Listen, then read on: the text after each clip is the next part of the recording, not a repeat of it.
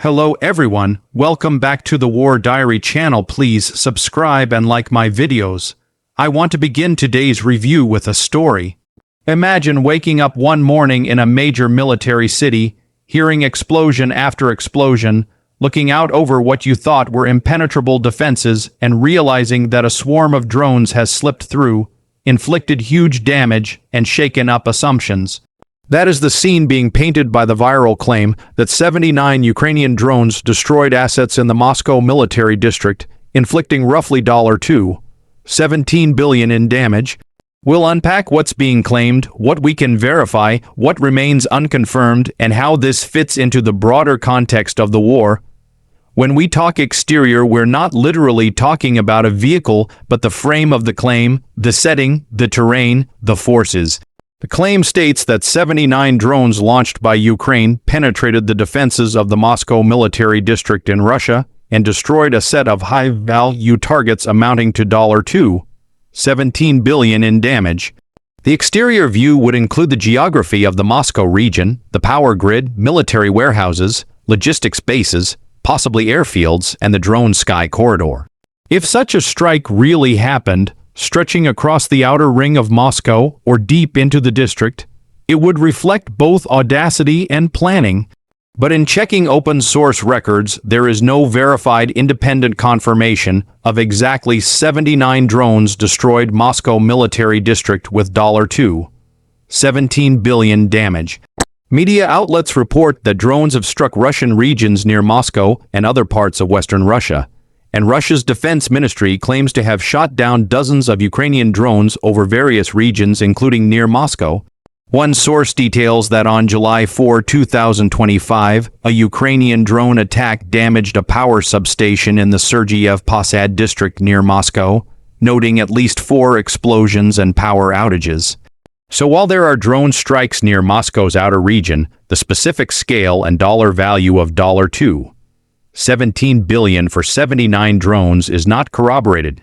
That said, the exterior narrative of drones reaching into the Moscow region is consistent with what we do know.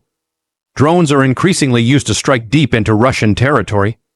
Now let's consider the interior, the inside workings of the claim, who did what, how, and why.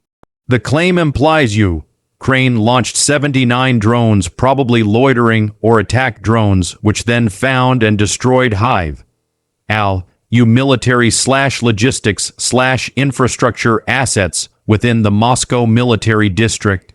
The brief interior paragraph, essentially, it suggests a coordinated drone swarm, likely launched either from Ukraine or from territory under Ukrainian control, evading Russian air defenses via low-altitude, saturation tactics or electronic warfare, hitting their targets and causing destruction valued at around $17 billion. The claim uses a precise figure which raises questions.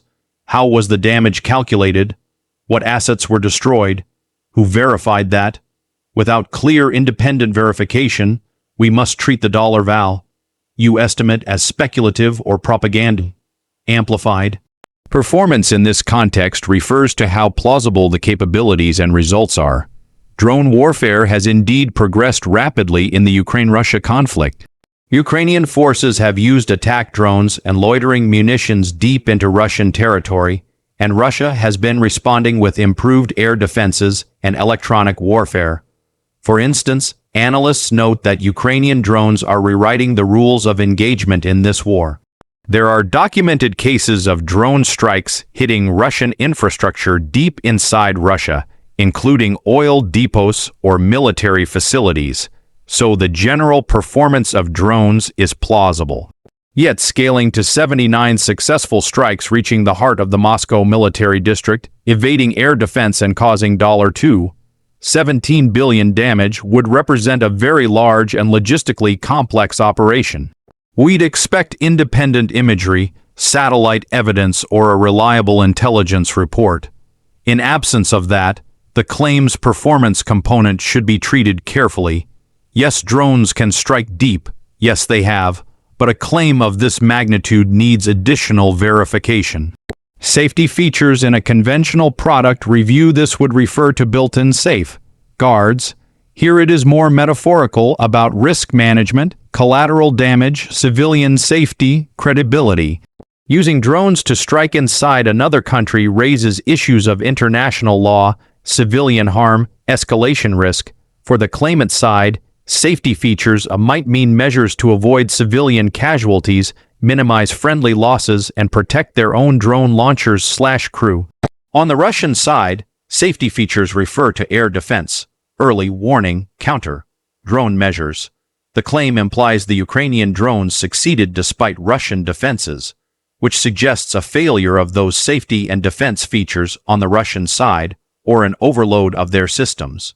If accurate, this reveals a gap in Russia's protective layers. It also raises questions about civilian risk. Were civilian areas hit or just military bases? The claim doesn't clearly parse that out, which is a limitation. So the safety narrative is incomplete. We can't confirm how many civilian casualties, what collateral damage, or whether laws of armed conflict were respected in that specific incident. Unique selling points. What makes this claim stand out? First, the number 79 drones, a large swarm number implying mass drone capability. Second, the reported dollar figure $2. 17 billion damage gives the claim a dramatic headline value implying high strategic impact. Third, the location, the Moscow Military District, which symbolically and operationally is the heart of Russian defense in the region. If true, striking inside that district hits not only physical targets, but also morale, propaganda, and deterrence.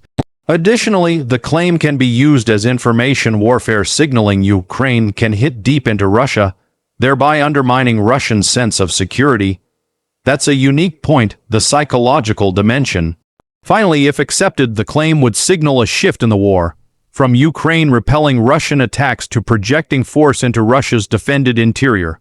Price. In this context, price doesn't refer to money we pay, but rather the cost of accepting the claim or the cost of the action described.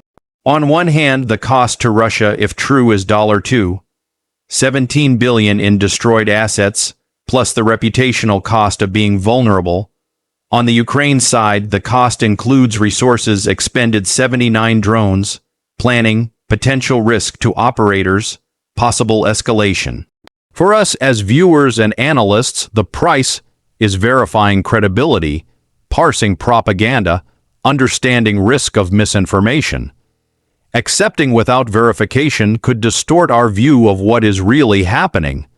Rejecting completely could mean missing a genuine strategic event. So the price is methodological caution.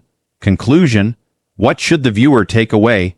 The claim, 79 Ukrainian drones destroyed Moscow Military District, assets worth $2. 17 billion, makes for a riveting headline, and if true, would mark a significant milestone in the drone war dimension of the Ukraine-Russia conflict. We do know drones have struck deep into Russian territory, including near Moscow, and that the technology and tactics are evolving rapidly. But we do not currently have publicly verifiable independent evidence that exactly 79 drones hit the Moscow Military District and inflicted precisely $2. 17 billion in damage. Therefore, we should treat the claim as plausible in broad brush but unverified in its specific details. As always in wartime, information, propaganda, and exaggeration are common, so maintain skepticism while paying attention to subsequent intelligence releases, satellite imagery, and credible open source reporting. For your next step, we'll monitor satellite imagery providers, defense analysis outlets, and credible media to see if any confirmation emerges. In the meantime, this claim serves as a useful lens on the evolving nature of drone warfare, the potential, the risks, the gamesmanship of information. Thanks for watching the War Diary. Don't forget to subscribe, hit like, comment your thoughts. Did you think the claim is credible? What evidence would you want to see? I'll see you in the next video.